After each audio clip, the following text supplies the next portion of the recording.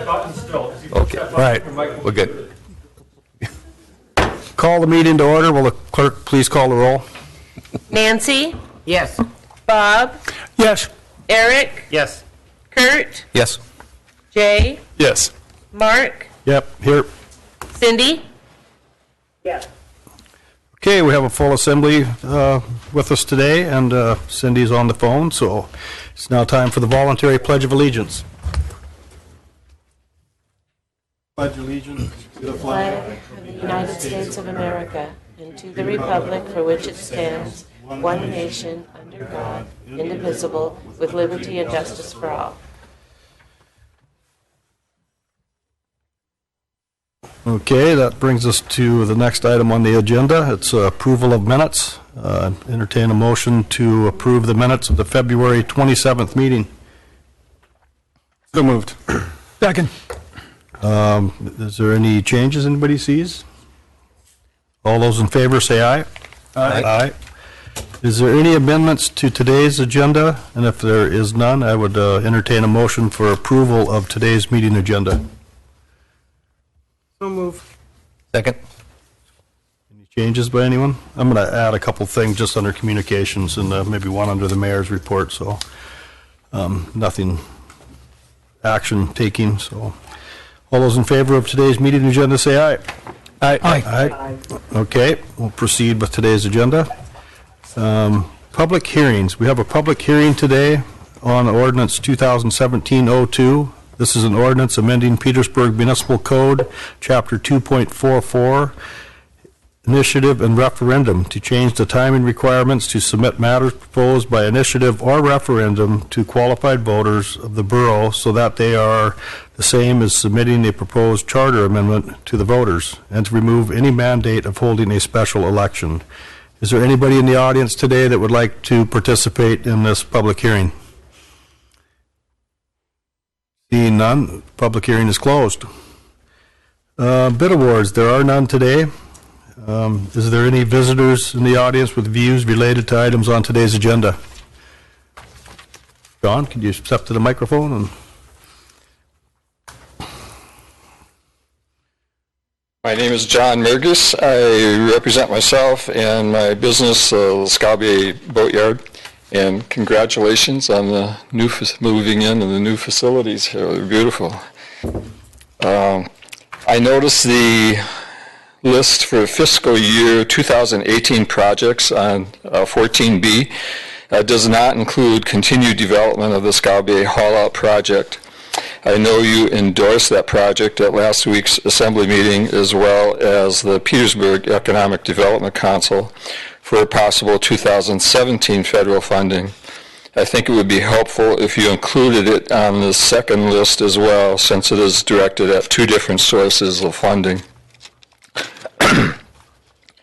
Both the local Petersburg Economic Development Council and the Federal Economic Development Administration, or EDA, are primarily interested in funding projects that create and sustain new jobs, especially full-time permanent jobs, not just short-term construction jobs. While all the many projects on your list are extremely worthy, Scalbier especially shines for return on investment for new businesses, full-time jobs, and helping keep our commercial fleet service and repair business local instead of going south. Thank you. thank you, John. Any questions of John? It's a good point. Any other views related to items on today's agenda? John's the only visitor in our audience for the people listening. Come on down, we've got lots of chairs. So next item on the agenda is visitors' views unrelated to the agenda. And our borough clerk has a letter to read. I received an email from Mara Smets and Bo Varsano out at Farragut Farm, and it is in regards to House Resolution 232. We urge the Borough Assembly to adopt a resolution against Representative Don Young's H.R. 232, which proposes to transfer 2 million acres of Tongass National Forest into state control. The action proposed by this legislation would have a huge impact on Southeast Alaska in general and Petersburg specifically. This is an irreversible action that would affect every aspect of life in Petersburg. School and community funding, subsistence hunting and fishing, tourism, local businesses, commercial fishing, and numerous other aspects of our unique Petersburg lifestyle would all be affected. We need to think long and hard, carefully considering all the possible consequences before we jump into something like this. This is not an action that can be undone if we decide we don't like the results. This is a permanent decision that will affect Petersburg forever into the future. We ask the Borough Assembly to adopt a resolution against H.R. 232 in order to help slow this process down, to allow for public participation in this decision, and to allow time for all the possible outcomes be carefully considered. Thank you for listening. Mara Smets and Bo Varsano. Thank you, Debbie. That topic will be on our next agenda, I believe. So is there any other visitors with views unrelated to today's agenda? Seeing none, we'll move to board, commission, and committee reports. There are none listed there. Nothing under the consent agenda. And now we're to item 11 on the agenda, report of other officers. And we have updating the Borough Zoning and Subdivision Code. And Liz Cabrera will give us an update on that.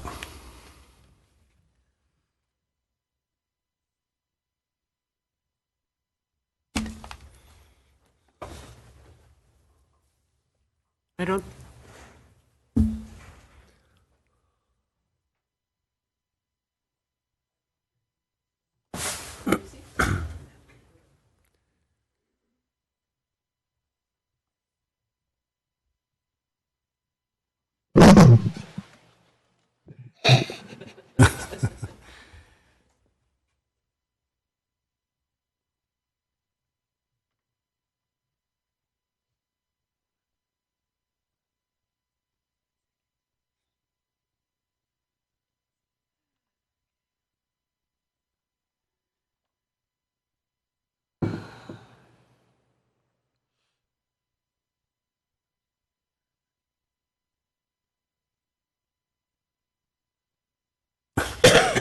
For the people that are just listening on the radio, we're using our new overhead cameras on the screen trying to give a presentation.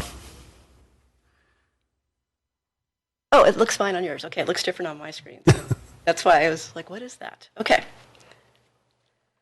Assembly members, I'm Liz Cabrera, Community Development Director, and I just wanted to come by and introduce you to the idea of updating our zoning and subdivision code in Petersburg.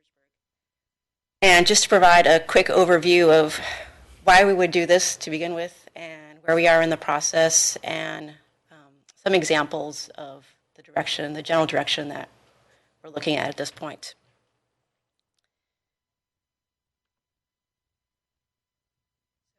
Overview.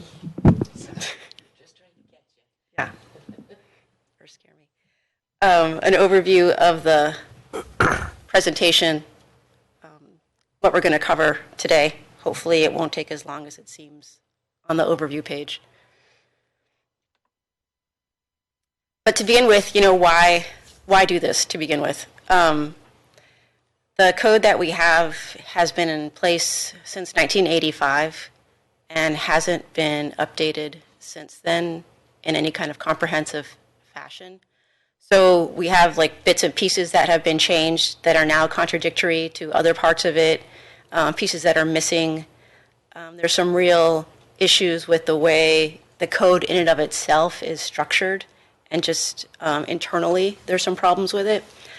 The processes that are used in it for approvals of permits are really cumbersome and slow. The type of zoning that was done back when this code was in place was really restrictive and very detailed on what you could and couldn't do. It didn't allow for a lot of latitude. The zoning districts that we have on the maps in some cases really are no longer conforming to what's happening on the ground, and in some cases we have multiple zones on one piece of property, which is generally frowned upon.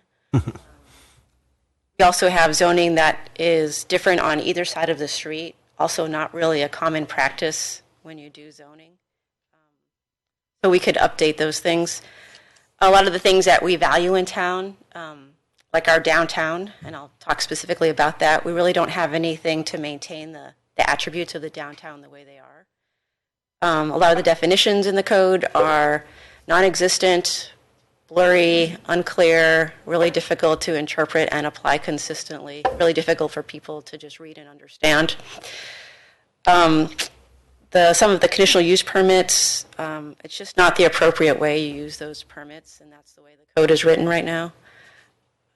So I don't feel like I have a shortage of reasons to change it. I think we have plenty of reasons to do it. And lastly, we just did adopt a new comprehensive plan, and there's some key things in that plan that really will rely on a new zoning code and to implement them.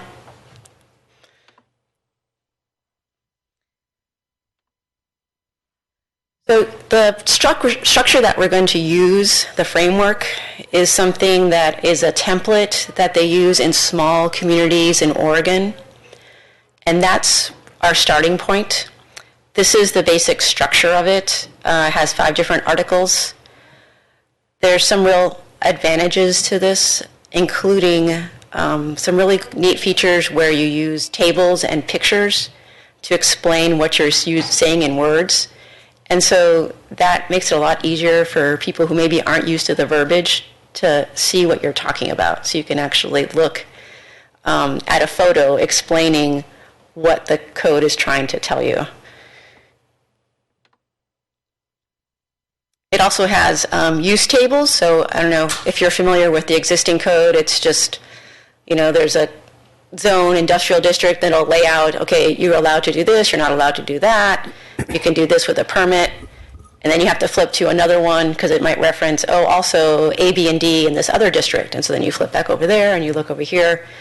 Here you can just scroll down and say, okay, this is the use that I'm interested in. Here's where it's allowed. Here's where it's allowed with a conditional use permit. Here are standards, and then it'll reference the part of the code where there's any standards related to that use. So I think it makes it a lot easier, user-friendly for staff and for the public. Here's an example of one of the graphics, just really black and white, simple graphics.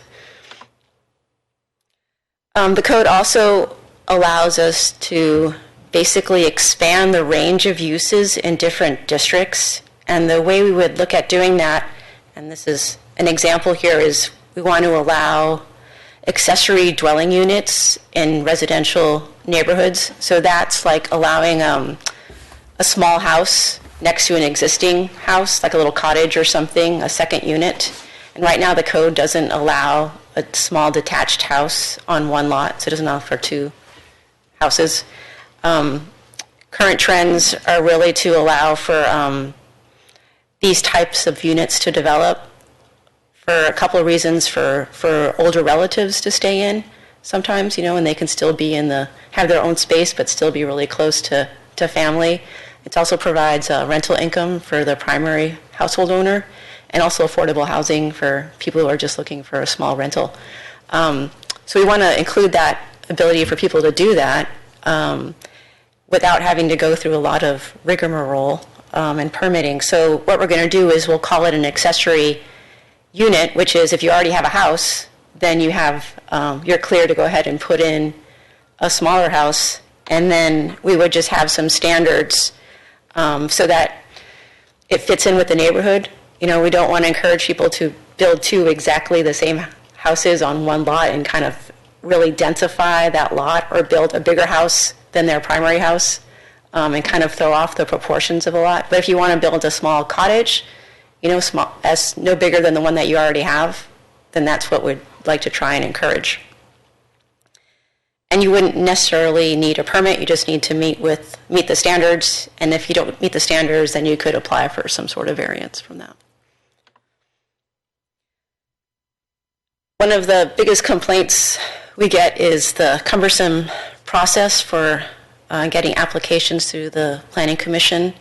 The way the code's currently written, in some cases we have to do 2 meetings before we even can consider an application. So we have to do 1 meeting just to accept and schedule an application.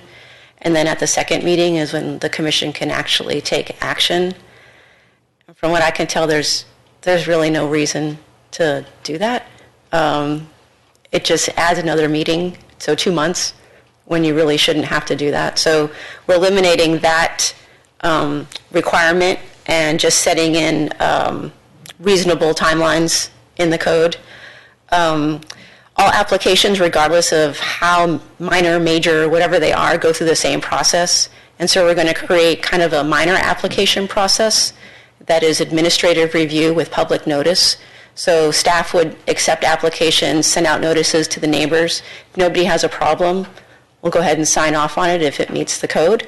If there's neighborhood concern, we just kick it to the Planning Commission and then let them do their process. And so I think would streamline it. The Planning Commission can then spend time on the bigger issues and let staff kind of handle the smaller, minor variances and things through this other process.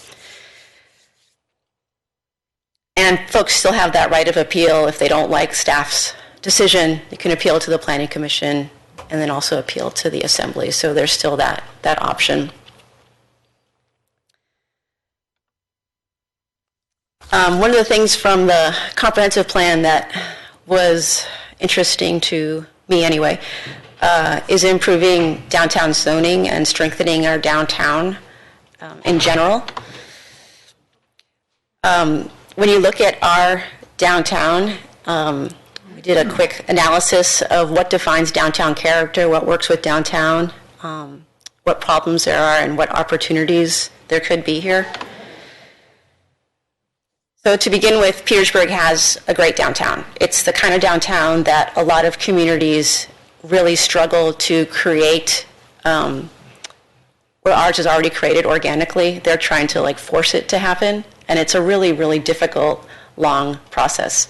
And I've attended a couple of planning association meetings, and one was the National Planning Association, and I sat through a really long presentation on basically communities trying to make their downtown like Petersburg's downtown. And so they do all sorts of zoning and requirements and building requirements and what you can do and what you can't do just to try and encourage that. And it's, I would say, mixed success at best on what they're doing. But because we have it, doesn't necessarily mean that we get to keep it unless we actually plan to keep it and take action to keep it, because usually things don't stay the same unless you plan to have them do that. So when we looked at what defines downtown character, it's some pretty basic things. One of them is that the buildings are built right to the edge of the sidewalk. So when you walk downtown, as you're walking along the buildings, you can look right into all the windows and the doors are right there. That doesn't happen in a lot of places. But it is part of one of the things that gives downtown kind of a defined sense and makes it attractive to pedestrians. There are a few what they call missing teeth, right? There are some gaps, but it doesn't really take away from the overall flow of the street. These are downtowns and main streets in other communities in Alaska. And you can see that these folks are trying to work their way down the street here with all this traffic next to them, and they're really far away from their store, and basically their experience is walking down a really heavily trafficked road as the downtown experience. And then here in Valdez, again, the sidewalk is far away from the business, and so there's really no connection between the pedestrian and the actual businesses. Nothing really interesting to look at except a bunch of cars driving past you. The other thing that defines downtown is that most buildings have an upstairs use, and usually that's a residential use, so it keeps people in the downtown area. We also have a lot of other things downtown, like housing and offices and seafood processors, so really mixed use downtown, very dense, a lot of residential. Keeps people moving in and around that area and keeps it lively. Display windows, so it's interesting to walk by. Catches people's eye. The stores down there are things that local residents use. So it keeps locals coming down into that area, the drugstore and then grocery stores, coffee shop for some. It relies on on-street parking, and that sidewalk creates a nice buffer between the street and the businesses, so you feel safe when you're walking down the sidewalks. The sidewalks are covered to provide comfort from weather. So some pretty simple things, really. And the buildings honestly don't have to be fancy to meet all those rules. I mean, this is a relatively simple building, yet it meets all the things I just said. On the other hand, certain buildings really don't have that look. So they don't have awnings, they don't have many windows, it's not really inviting in any way to pedestrians. So they don't add as much to that flavor of the nice cohesive downtown as the ones that I mentioned before. And here's another example where you have the parking in the front of the building. You know, you can't really see what's going on there. You have no connection to that building or what's happening there. And then just a side note that some buildings really don't meet the rules at all, but they do fulfill a need in the downtown. You know, in this case, it's a restaurant. It's a modest building, but the thought of having food in another restaurant in downtown kind of outweighs the standards. And then another example would be the small pocket park there, Bushman Park. You know, it doesn't really meet like a standard necessarily, but it sure fits in that spot that separates the building from the sidewalk really well, and it's a great place for people to come and visit with each other.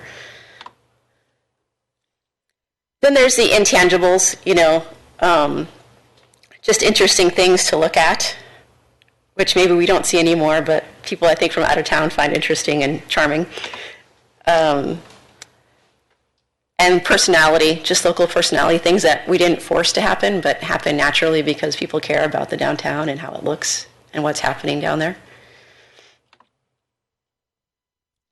And the idea, you know, is if it's an interesting place and people are coming down there, then that attracts more people to come down and spend time and money there. So, I mean, I look back at it, at that list of things, and it's some really basic physical things that define our downtown. Currently, if people wanted to build a whole slew of buildings that had parking in the front, that had no windows, had no connection to the street, had no awning, you know, they'd be free to do that. And I would think that the general character of our downtown would dramatically change. You know, it would no longer be as walkable. It would not be as interesting. It would not be as attractive to people and to visitors. So I think there's a real interest and need, I think, to really try and protect those things that are of value in our downtown and try and maintain some of the those attributes. When we first started talking about this, we had kind of a get-together with some of the downtown businesses and laid this out for them. And, you know, there's initial skepticism and concern about any kind of changes in zoning, which is understandable because that adds a certain level of uncertainty. And but I think far and away they understood the value of what we have in our downtown and are really interested in making sure that we preserve that value and not lose it. So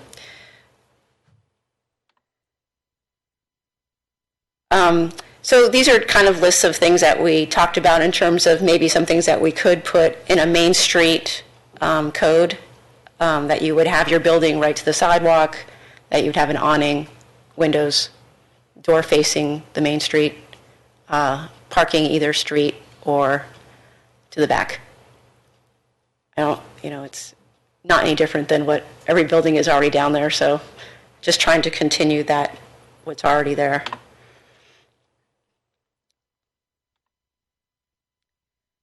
Another goal with the comprehensive plan, moving on to other subjects, is housing and trying to create more moderate priced housing, especially close to downtown, and also still protecting the character of the neighborhoods that we already have established.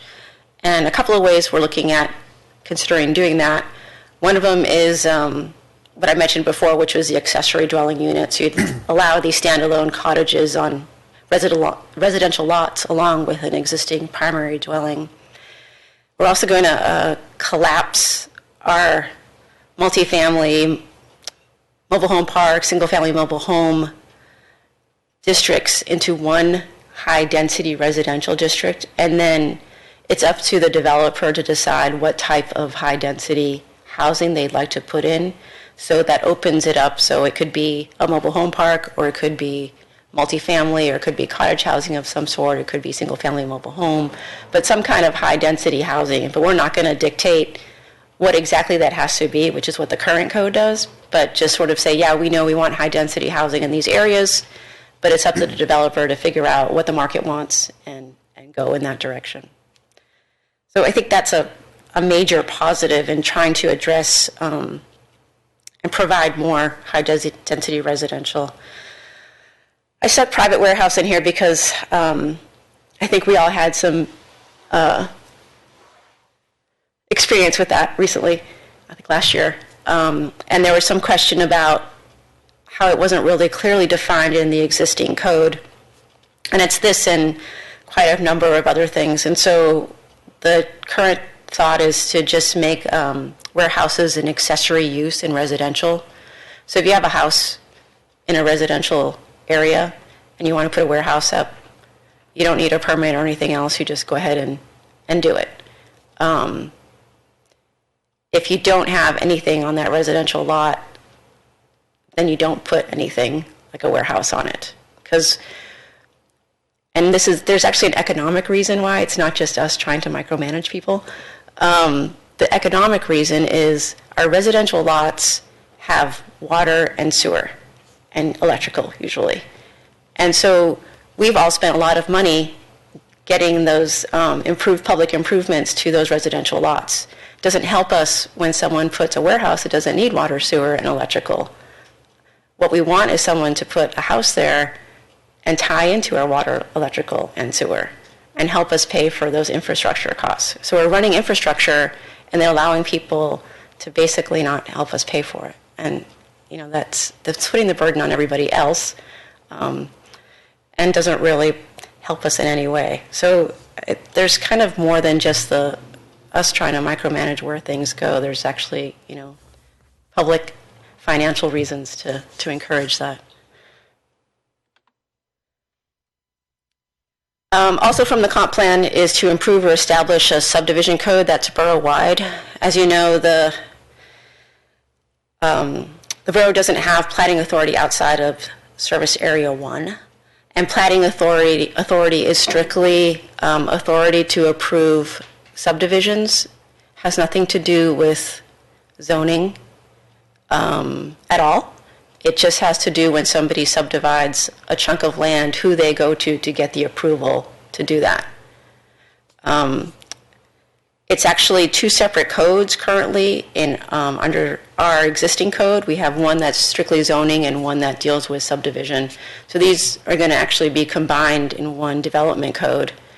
But that does not mean that it extends zoning anywhere outside Service Area 1. So we're just strictly talking about subdivision, plating authority, and who approves a subdivision.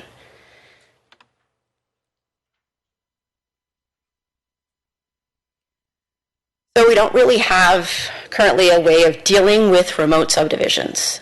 We also don't have minimum lot sizes for areas without access to sewer, and the code is really unclear as to when public improvements are required. The standards are out of date or non-existent. So the current code really can't deal with outside of Service Area 1 right now, the way it's written. It doesn't really apply or make sense for the folks out there. So under the proposed one, we would have 4 types of subdivision. 2 are currently what we have now, which is a major subdivision or a minor subdivision. We would add a new type of subdivision called land adjustment, and that's going to be an administrative approval, so it wouldn't have to go to the Planning Commission, but it's pretty limited. These are things like lot consolidations or a lot line adjustment, but you're not creating any new lots. Again, this kind of goes with the idea of streamlining some processes that are really minor and letting administrative staff handle those and pushing the bigger projects, more time-consuming, to the Planning Commission. And then the fourth type of subdivision is a remote subdivision. And the working definition at the moment is a subdivision that's not located on Metcalf Island, or if it's located on Metcalf Island, it's solely accessible by either navigable water body or trail, and it's at least a half a mile from a publicly maintained right-of-way. The remote subdivision and the minor subdivision have an expedited approval process, so if there are no public improvements needed, which obviously in a remote subdivision by definition you're not going to be having any public improvements, then you just have a simple preliminary plat approval process, which is a single step approval process versus the two steps which are under the major subdivision. The subdivision process at the borough level is quite a bit less expensive than what the state charges, so I think it would save folks that live outside of service area 1 some money too as well when they want to develop their properties. The subdivision code would also tie the scale of required public improvements to the size of development. Currently, we kind of have a one-size-fits-all, so you're required to do the same thing regardless of whether you're, have a 10-acre lot that you're subdividing into, 20 lots, or if you're just doing one. So this would change that, and it scales up depending on how many lots you're creating, with the idea that you can spread the cost over more lots than just the one.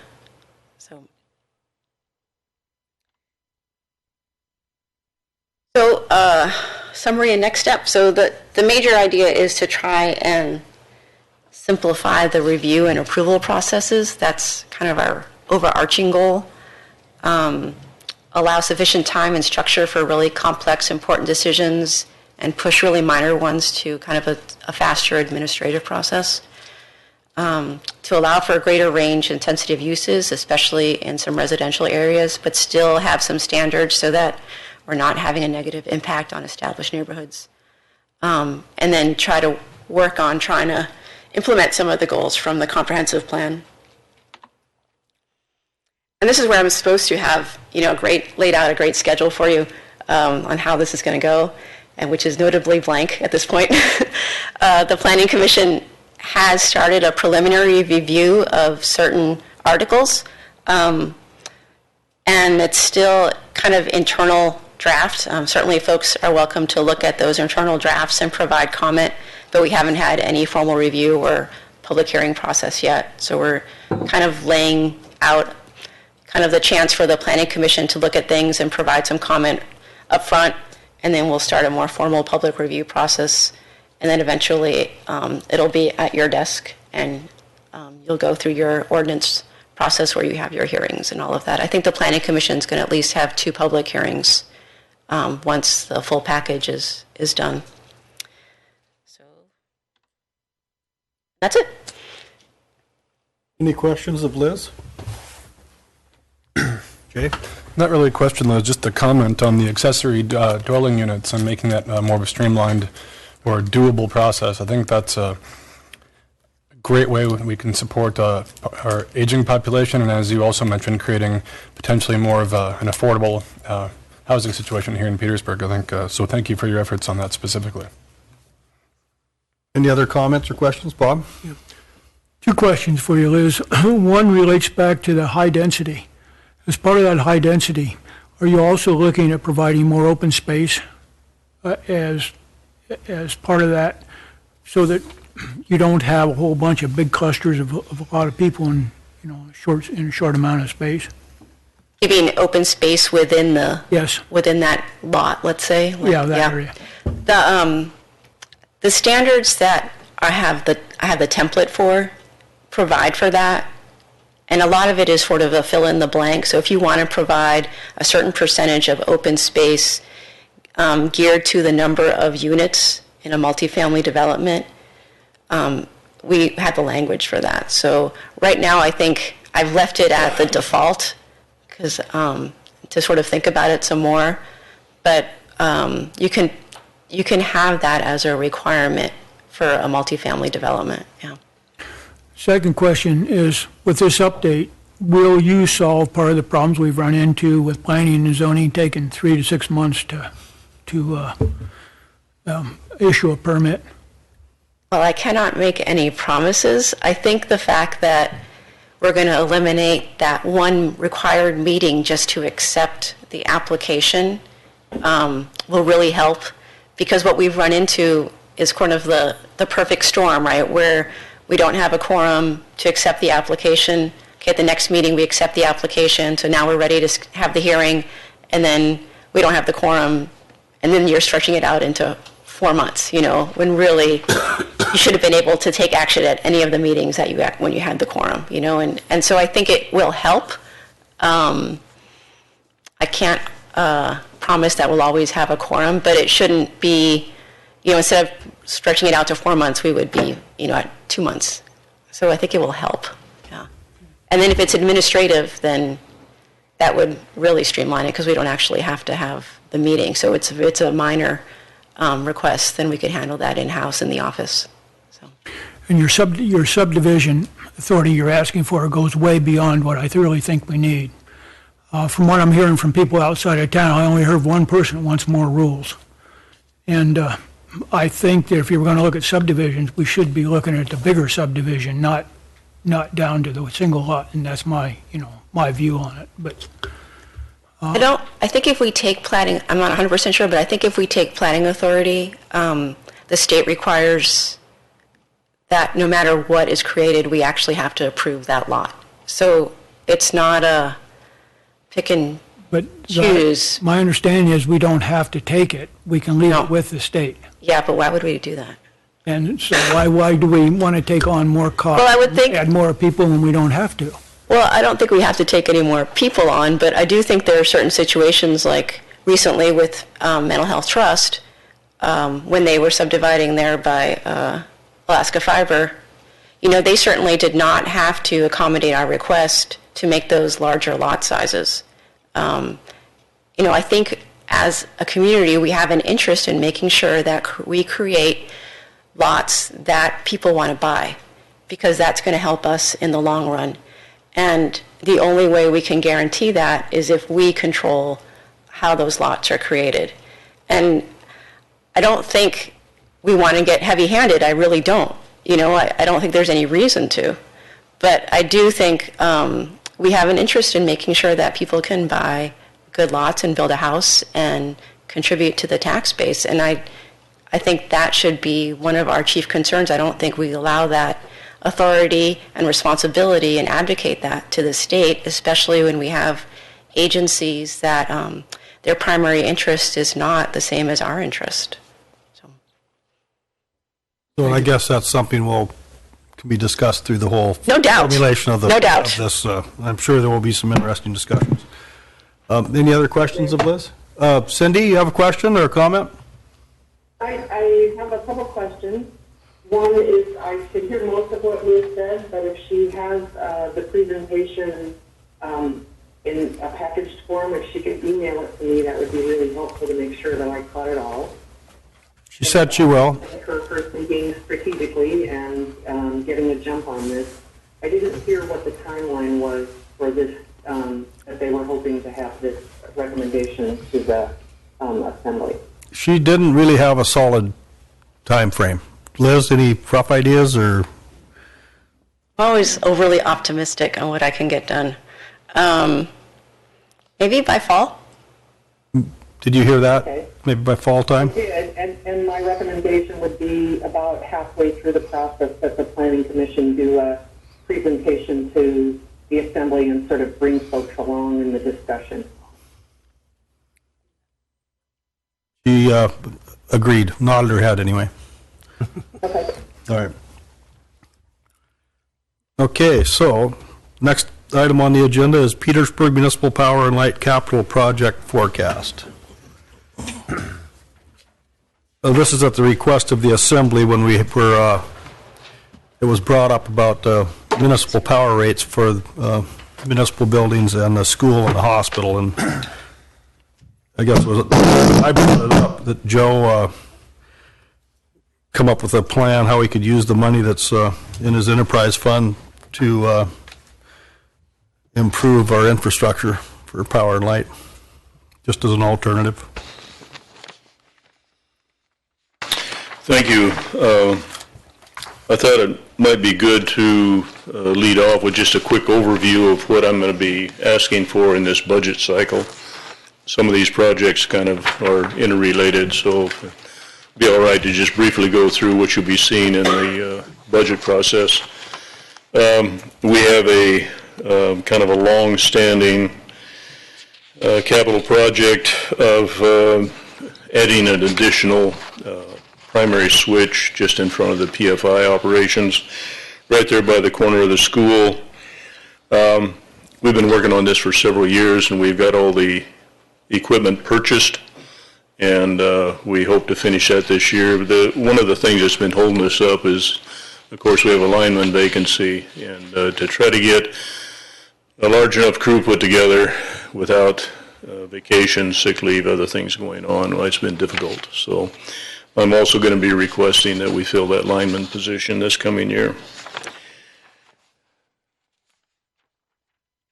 The next one is the upgrade of the hydro substation, which has been on the list for a number of years. We're again brought that almost to a conclusion. We just have a final cutover and installing of the last switch. Again, it's been difficult with limited manpower to get that done.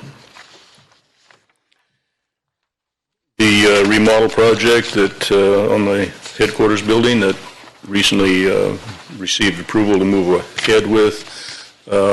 We hope to have the architect under contract later this week, and that happening, why we'll be able to move forward with actually advertising the project, get it out on the street. The replacement of the emergency standby generator to accommodate the inclusion of the new municipal building.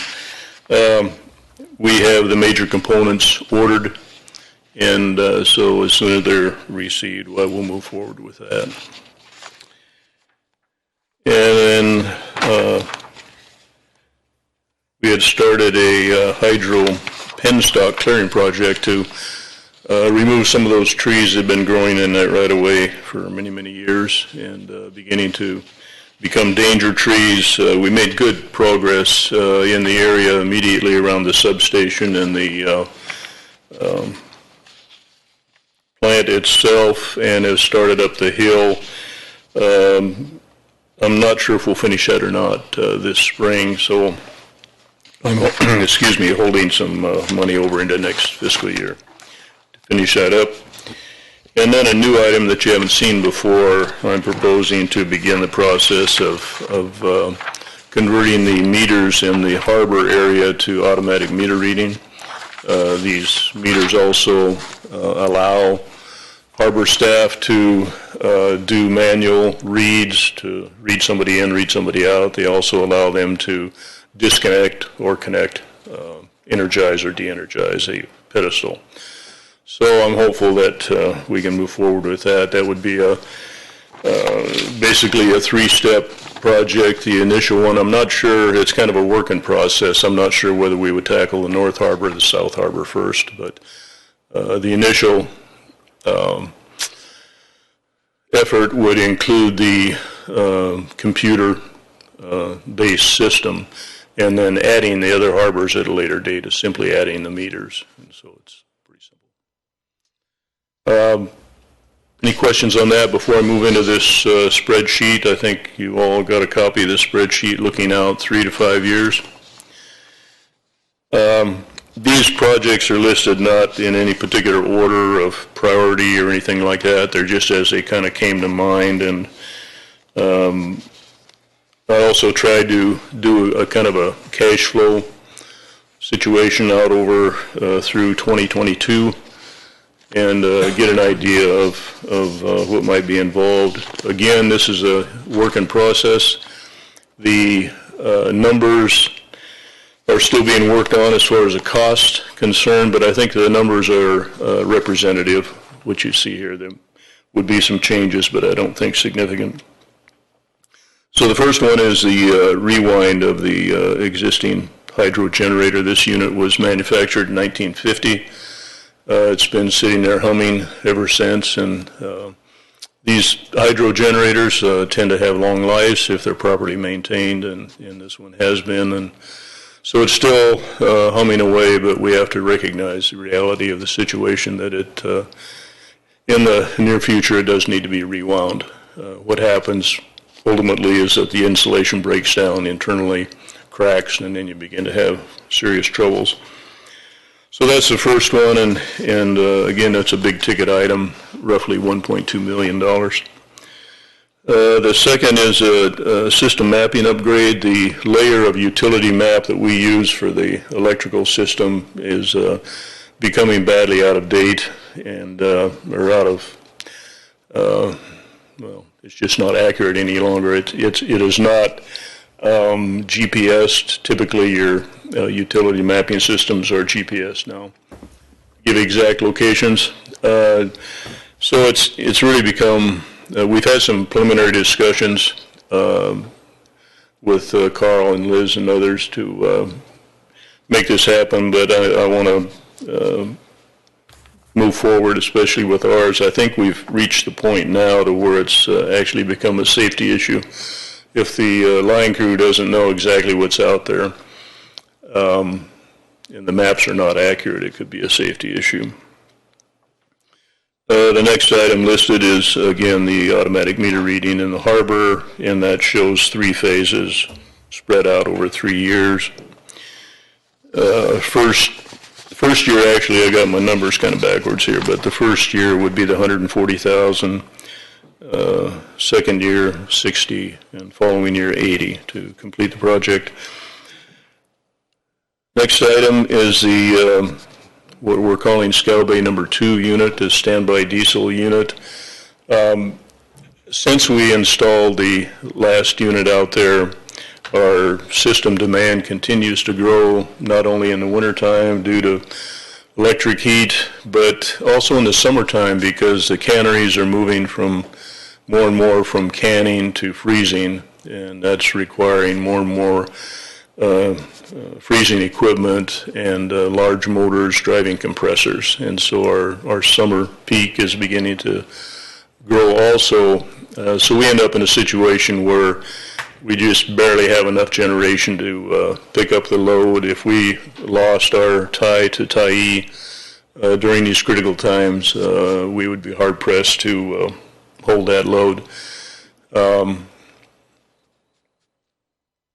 The other issue is that our 2 small CAT generators here in town, increasingly difficult to keep those running. Parts are increasingly difficult to come by. And so we would propose that with the new unit at Scow Bay, we would decommission the 2 CATs here in town. Next item is street lighting. We have a couple of things going on here. I think it's time that we need to look strongly at conversion to LED. The second thing is that we had started a project downtown to replace the light fixtures, poles, etc., to improve the situation there as well as the aesthetics. And so I'm including an item in there for $185,000 to accomplish both of those things. In the pole replacement area, the first one that comes to mind is the Libby Strait area. The poles that are down along the shoreline there are beginning to reach the end of their lives. It's been my plan for some time to replace that with an underground line on the uphill side of the road, and so we don't have that pole line down there along the beach. But we have very few services along there, you know, just the warehouses. And so it would be pretty straightforward to put in a underground line. Carl might not like me on top of his water line, but I think we can work something out there where we can share that area. And the estimated cost of doing that is $350,000. The next one is the Sandy Beach pole line. I don't know, some of those poles out there, if you notice, they've got ferns and little trees growing out of the top of them. That's generally not a good sign if you're looking at pole life. And so we need to do something there also, and that would remain overhead as far as my plan today is, and it's about $275,000 to do that. The next item is the line up there at the airport. We have that old line that runs parallel to the airport. It's the lower voltage, 2400 volts. We step down the voltage there by the DOT shop. And I've left that because I know that DOT has a project on their books that they've shelved to increase the parking in the airport area. And when they do that, they're going to actually relocate the highway somewhat and basically tear things up. And that would be a perfect time for us to go in there and replace that line, put it underground. So I've been waiting for them to do that so we could do it in conjunction, but it's seeming less and less likely that that's going to happen. So I think we need to move ahead and go ahead and tear things up ourselves and replace that line with a high voltage underground line. Again, that's about $350,000 to do that. And then the final item I put on here is just titled Plant Improvements. As we replace the 350 kW standby generator, we're going to be able to remove that old semi-trailer out of our parking lot there, make some room. If we were able to purchase the adjacent lot between us and the slough, we'd be able to establish a parking area in there where we could actually turn our trucks around. You'll probably all notice that when we put anything in there bigger than a pickup, we have to pull up, stop, back in, because we can't turn those units around in there. So that's a fairly hefty price tag for the purchase of the lot, the regrading and paving of the area back there, putting in some, well, Carl and I have had some discussions on what we might do there to protect the aesthetics of the people taking pictures of the slough, but also to maintain the road there on the street. So at any rate, seems like a lot of money, but there's quite a bit involved there. That's $775,000. So over the next 5 years out into 2022, the total that I come up with is $4,990,000. Questions? Any questions of Joe? And in your enterprise fund now, you have that balance available with the money that was generated by raising your rates to move to Scow Bay? That's correct. Bob? Just a quick question for Joe. Does that, on your Scow Bay number 2, that's new generators, Joe? Out your number 4 or Scow Bay number 2 for your 1.5 million here in 2020? It's basically another unit just like what's out there. Yes, same size. Thank you. 2.5 megawatt. How much more capacity would that give you overall if you decommissioned the 2 old cats downtown? About an additional 1.5. If you take the 2 together, the cats, they're a little short of a meg, and so we'd be adding 2.5. So and taking away 1. A little bit more. And that would put us over the hump as far as the generation that we need. Any other questions of Joe or comments? Eric? And Joe, that hump that you're speaking of, is that if we were to disconnect to Tyee during the height of the summer generation? That's correct, or the height of the winter, in the middle of the winter. Yeah, and I think right now winter is probably more critical. If that should happen to us during a cold snap, we would probably have to ask the folks up at the swimming pool to turn off their heat and do some other things like that in order to maintain the system. Other questions?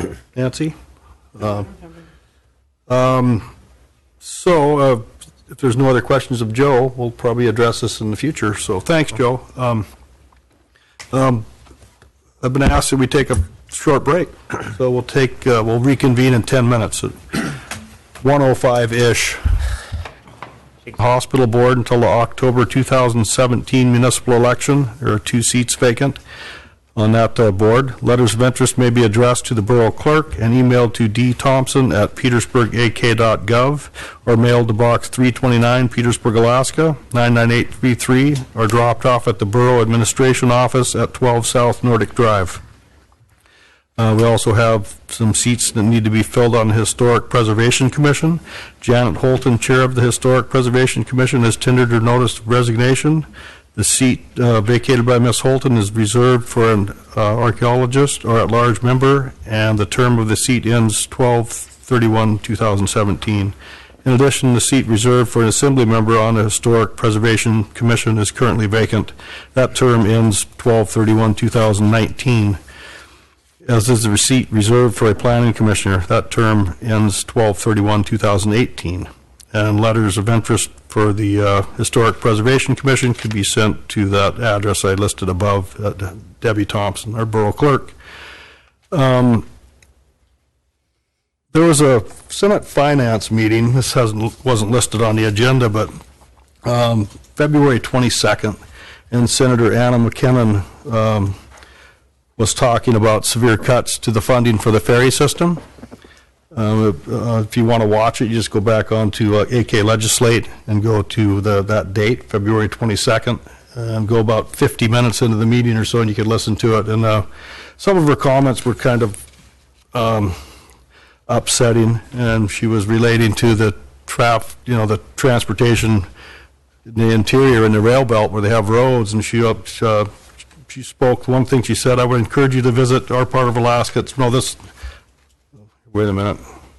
Her comment was that down here in Southeast we can fly, take the use the road, or use the barge lines.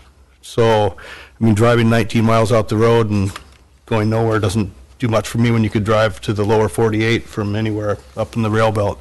So anyway, Steve drafted a letter, and we sent it off. Our lobbyist looked at it, and then I went over it. And we have sent it to Ketchikan, Wrangell, Juneau, and Sitka, and trying to get them to write some kind of a letter to this effect to Senator McKinnon, the Finance Committee, the Senate President, and our representative and senator in Juneau. So I would like permission to send this letter as drafted. There was a little bit of concern issued about the Senate bill that we have in the legislature right now, Senate Bill 28, that if we did this, that there might be some repercussions, that Senate bill would be stopped. I was assured that that wouldn't happen, but then, on the other hand, we were hoping it would be heard on the Senate floor by last Friday, and it hasn't been. So our lobbyist is looking into that. But I think some kind of response needs to be given just to voice our opinion. So, one other, I guess I'll just address this now too. I received another letter. We'll talk about this at the next meeting. It's just so it's on people's radar. It's Petersburg Community Foundation is asking for space in the new building downstairs in Liz's office. So we'll be talking about that next week. And that's all I have. Any comments on the letter? Yes, Cindy? Would it be possible to read the letter that we're planning on sending? Did you get a copy of it? It's about 5 or 6 paragraphs long. It doesn't sound familiar to me. Debbie emailed it to the assembly, I believe. It would be listed under, let me look on another. And I can email it again as soon as I get it. She'll email it to you as soon as we get done here. Thank you. Yep. Okay, any other, Jay? Just a comment about the letter. I like it as is right now. I think it's thoughtful, deliberate, and most importantly, clear. And I think it's important for Senator McKinnon and others to read it. So thanks for composing this. And, normally I wouldn't call it, up in arms or on step or whatever you want to call it. But if you watch that finance meeting, you might have the same feeling, so thanks. Any other comments? So, Mark, you were asking for somebody to give you approval. You want the Assembly's approval on this? So do you want somebody to make this in the form of a motion or just maybe a show of hands? Just a show of hands, I think, would be good enough. And I don't want to do anything that would jeopardize that land selection, and we are, Steve and I are communicating with Ray and and he's trying to see what he could find, but I was told by the person that put the bill in, Senator Steadman, that it shouldn't be a problem. So when he thought this was important to address. And we wrote this letter before I even talked to the senator about it. Remind me, does that bill have to go back to McKinnon's finance group again? It gets voted on at the Senate floor, and then if it passes that, then it goes over to the House, and I think from there it has to go through the House Finance Committee, and a representative has said he didn't think it would be a problem, JKT, so I don't know if it has to go back. Steve, I don't think it does. Not unless it's amended, right. Where they tack on something and then send it back to House or Senate Finance. Okay. Thank you. So, is there approval to send a letter of this matter out? And I would hope that the other municipalities would follow suit. I know I talked to an assembly member from Wrangell who was in town for the weekend, and he was going to listen to it today and get back to me and see and make sure that their mayor, Jack, got a hold of it. And Debbie sent this to all the mayors from those major communities in Southeast. So that concludes the mayor's report. Steve? Yes, sir. Thank you. We had 12 people sit through the EMT2 and EMT3 refresher course, which is about a 24-hour investment from February 23rd to the 26th. Congratulations to them and thanking them for their dedication. We also had a Firefighter 1 course that started on February 28th, had really good turnout. We're just hoping everybody sticks with it, and it's good news for the volunteers and the community as a whole. The final switchover of permanent electrical service to the renovated Muni building was completed.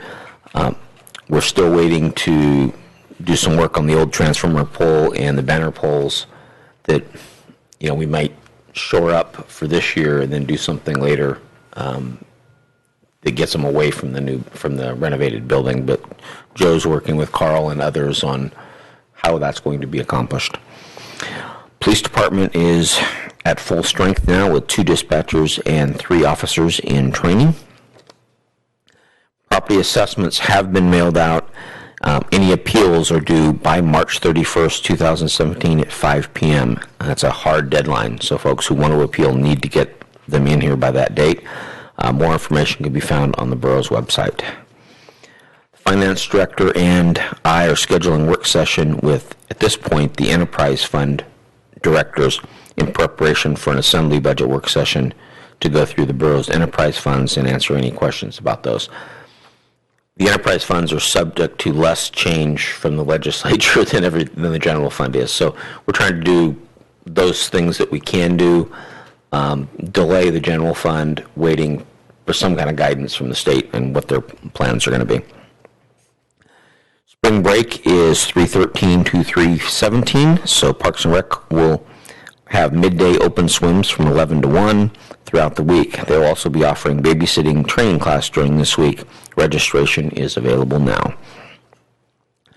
Thank you to Public Works and everybody else that's been involved about getting us moved into the new building, out of the old PD, and spreading out all of our surplus furniture to the various departments in between plowing snow. It's been a very busy couple of weeks for them, and we do appreciate it. One of the big topics has been the demolition of the burned out building over up on Lumber Street.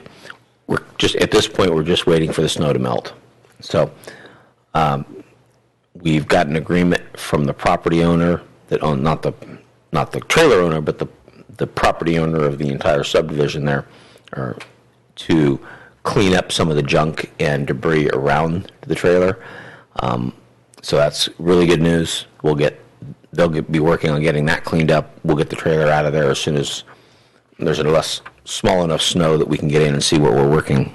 We're trying to make sure our folks stay safe. There's a lot of what I'd call dangerous debris both inside that trailer and around it.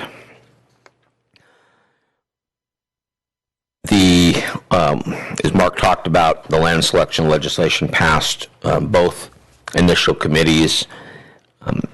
The Senate bill is waiting to be scheduled for a floor vote, and then it'll move to the House for action, and it'll start in the House Finance and then go to the full House. So we're hoping that happens again sometime in the near future.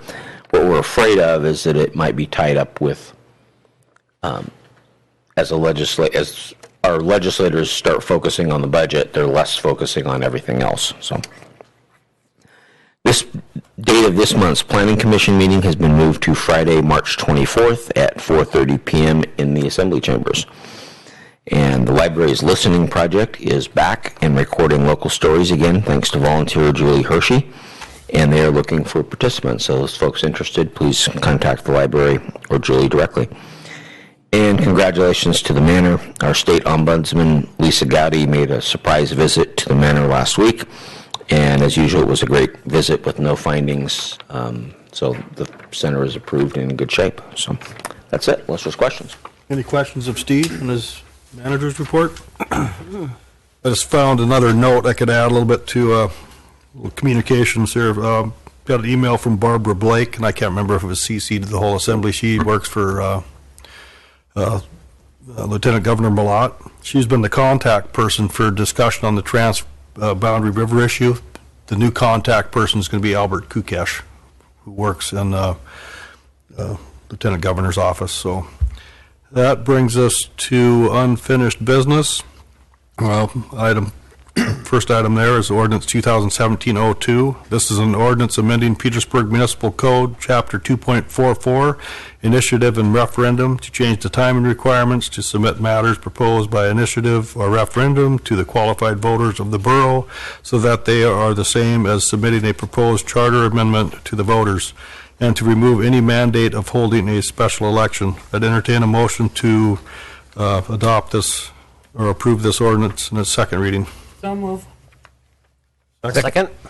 Motion made by Member Strand, seconded by Member Castro to adopt this ordinance. Second reading. Any discussion? Clerk, call the roll. Kurt, Yes. Nancy, Yes. Bob, Yes. Cindy, Yes. Jay, Yes. Mark, Yes. Eric. Yes. Okay, ordinance 2017-02 passes unanimously in its second reading. Next item on today's agenda is prioritizing our federal project priority list. I'd entertain a motion to come up with some kind of a priority on the list and send it off. So moved. Second. Okay, motion been made by Member Gregor, seconded by Member Lagadakis, and I think we've all got a... Oh, I did not second. Oh, you didn't second? Is there a second? Bob did. Sorry. My right hearing aid must be turned up more than the other one. So Steve sent out a list. Thank him for doing that. At least he put them in 1 through 12. And then earlier in the meeting, John Mergus suggested that we add Scow Bay to the list. Is there any kind of a motion to do that? So move. Second. Okay. Is there any position where we'd like to add it? It is pretty important. Okay. First of all, point of clarification, are we working off of the one Steve sent us right now? We could. I mean, if we want to pick this as a, or do you want to pick up the one that was in, had all the explanations? From my perspective, given that I'd like to put the hospital at the top of the list for number one, it seems more convenient to work from that one, given my own perspective. Glad to meet Mr. Mergus. Thank you for bringing up Scow Bay. I was going to ask about that also, because I was going to insert that as number 2 on that one. I think given what we've been working with the EDA, it'd be a good piggyback on that right now and critically important. That's where I would like to see Scow Bay, would be below hospital on. Well, I agree with you, Jay. This list of just 12 projects is a lot simpler for me to digest than one that's 2 pages long with a paragraph or 2 of explanations. And, if a person wants to get the copy of the explanations, they're available, I believe, over on the counter. But I know we all have a copy. I think it was sitting on the dais here when we came in.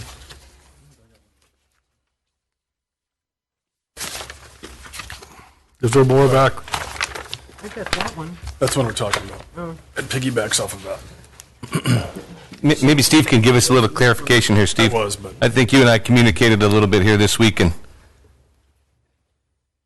there's really no funding for any of these. Correct. So, so this is just kind of like, in no particular order, kind of a thing. And if there is funding, they're going to look at the cost of these projects, and they're going to, we can fill this hole, or we can fill that hole. So I'm not so sure it's so critical to place these in priorities to speak of. I think hospital and maybe the way you've got it written up here, Steve, is probably adequate enough. And when these projects, if funding does become available for these projects, I don't think we have an option whether we should take them or not. I don't think we can say we're going to hold off because we want you to do this one. I think we just take whatever they have the funding for the projects. So to simplify this meeting and to keep things rolling, because it's 90 degrees in here, I think we should just send this list with Murgis's, suggestion on here in no particular order or any particular priority, because the funding will dictate what we will take. Yeah, I don't believe that while we were asked to put it in priority order, I don't believe it's a significant issue. As you stated, there's not funding available for any of these. This is basically giving instructions to our lobbyist, who will then go over this with the delegation and explain, here's Petersburg's stuff. This is really important to them, and he'll hand it to them. And he'll go over, we'll give him a paragraph or two on each of the projects. And as you said, if funding becomes available, they may just pick one of interest to the delegation, or we may never get funding for any of them. But again, I was asked by our lobbyist to have them prioritized. Eric?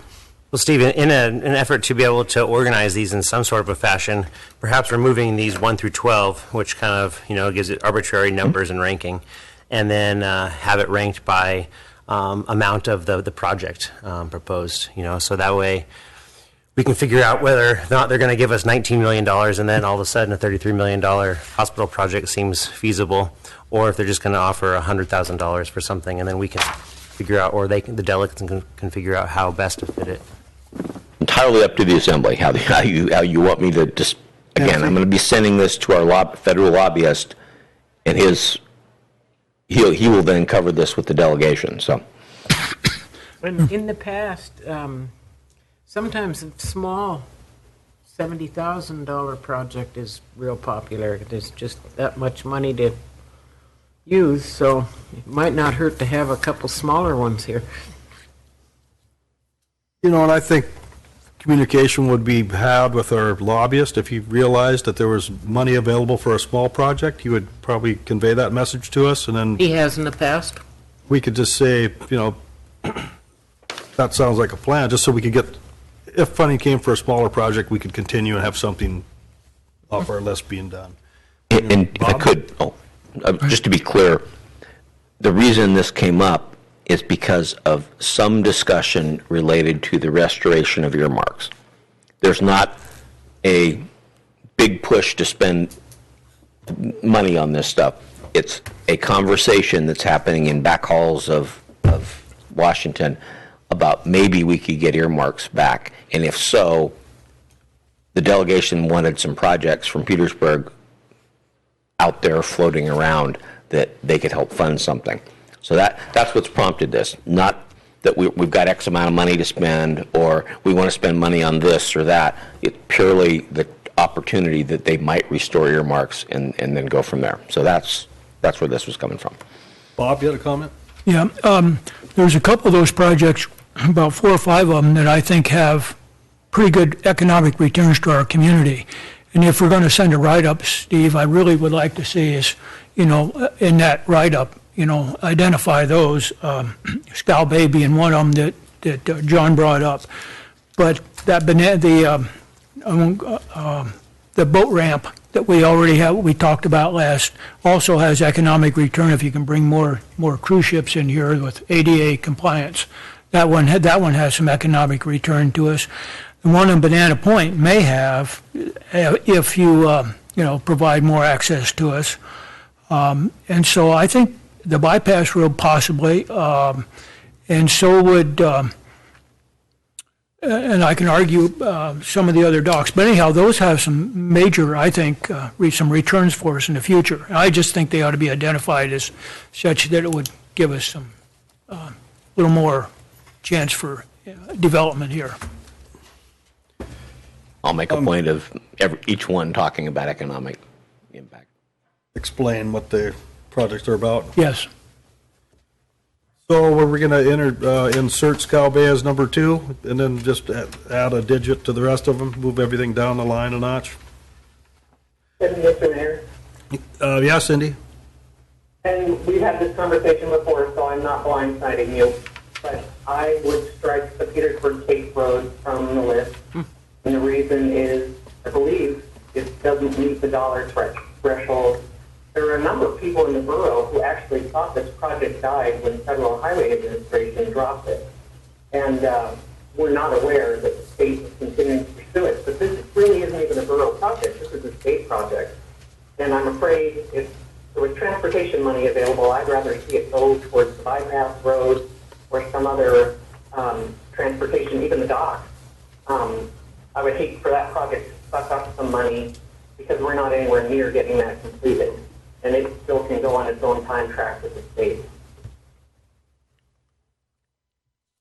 We could replace John Murgis's suggestion in that spot. I couldn't hear that. Oh, Nancy suggested we put the Scow Bay issue down there. Like the prioritization of this list, if there's money available for one and not the other through a different pot of money, then maybe we'll get it for something that's not on the top of the list. But I think it's important to keep the Petersburg Road on the list myself, because just after watching the discussion, and some people think this is like a scare tactic or whatever, that might be the way we are traveling around the region in 20 years. The barge across to Prowlery Point and then driving to Cake and going over to Baranoff. I don't know, but that's the wish of the Assembly. If they don't want it on the list anymore, then we could vote to take it off. Well, I agree with Bob that maybe we should be looking at shorter term gains over longer term. The state budget is so, up in the air right now that I think these other projects have a more likely chance of being realized.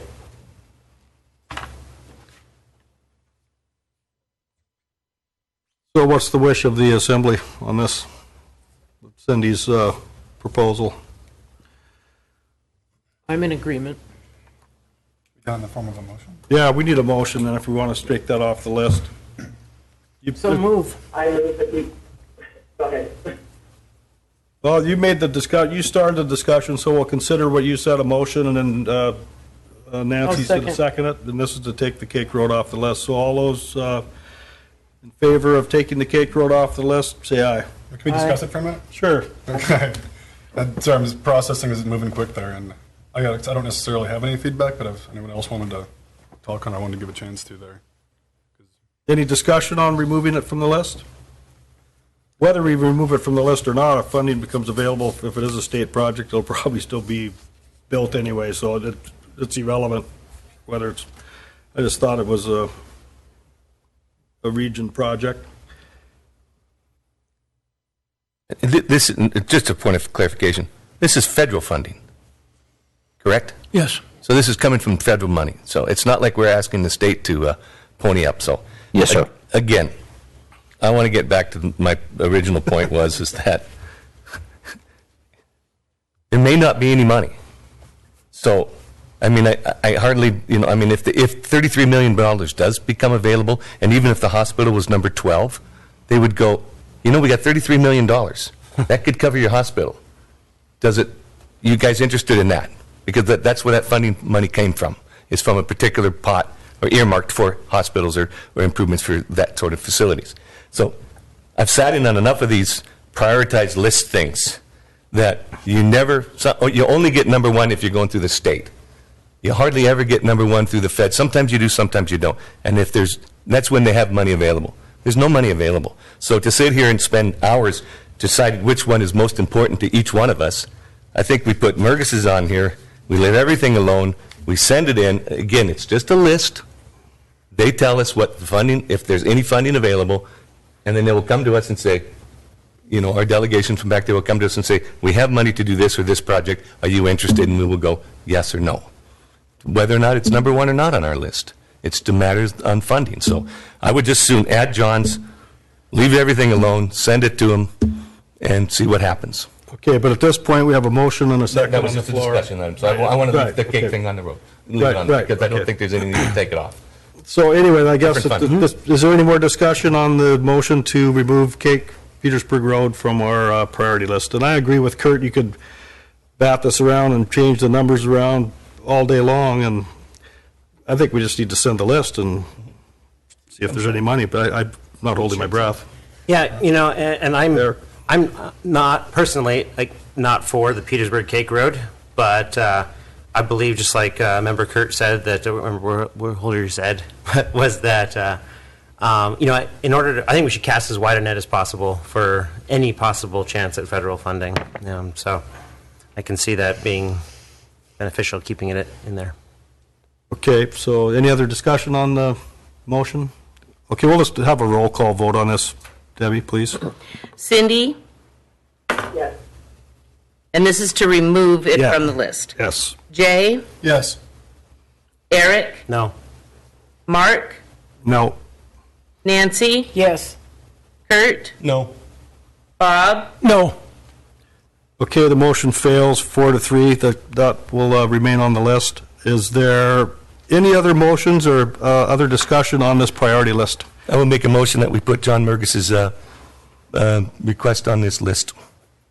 In no particular order, number 13. Is there a second? Second. That. Okay, a motion been made by Member Walhooter, seconded by Member Len to add the Scow Bay turnaround project to our request list, priority list, whatever you want to call it. Any discussion? Clerk, call the roll. Cindy? Yes. Jay? Yes. Bob? Yes. Mark? Yes. Eric? Yes. Nancy? Yes. Kurt? Yes. Okay, so we'll add Scow Bay to the list. Is everybody all right with the way it's prioritized on the list? Yeah. So no priority, right? Right. Just what we have listed here with interjecting Scow Bay somewhere.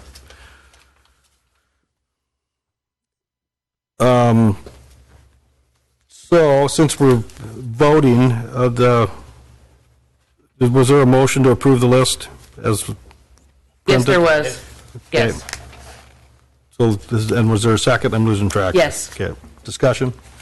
Clerk, call the roll. Nancy? Yes. Bob? Yes. Eric? Yes. Kurt? Yes. Jay? Yes. Mark? Yes. Cindy? Yes. I'm not used to working in 90-degree temperatures. So, new business, Resolution 2017-05, a resolution authorizing and directing the municipal land selection agent to transmit to the Alaska Department of Natural Resources a portion of the borough's nomination of municipal entitlement lands. I so moved. Is there a second? Second. Okay, discussion. Clerk, call the roll. Mark? Yes. Cindy? Yes. Bob? Yes. Nancy? Yes. Kurt? Yes. Eric? Yes. Jay? Yes. Okay, Resolution 2017-05 passes unanimously. This next item under new business is something I brought up last meeting. It was at the Alaska Municipal League in Juneau during the Conference of Mayors. There was a suggestion by the mayors from Anchorage and Fairbanks to start a compact of mayors and get all the signatures you could. 150 was the number they threw out, so maybe that's how many mayors there are in the state. And a number of the mayors, including myself, didn't see where it was necessary. But they asked for our position on it, so I said I'd bring it back to the Assembly. I don't recommend we do it because we already have a conference of mayors, and we meet X amount, 4 times a year, 3 times a year in the Alaska Municipal League. conference of mayors, and we discuss issues that are important to the mayors of the state. And I'm not sure what the motivation was for this, but I don't think it's necessary. Bob was there at the meeting, so he can.